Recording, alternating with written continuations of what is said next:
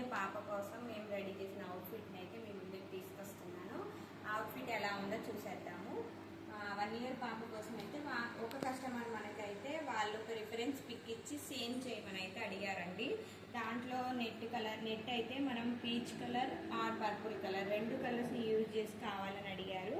దాంట్లో చూసినట్లయితే మనం కింద పార్ట్ మొత్తం కూడా 2 కలర్స్ని యూజ్ చేసి కింద ప్లీటింగ్స్ ఇచ్చి హైలైట్ చేసాము.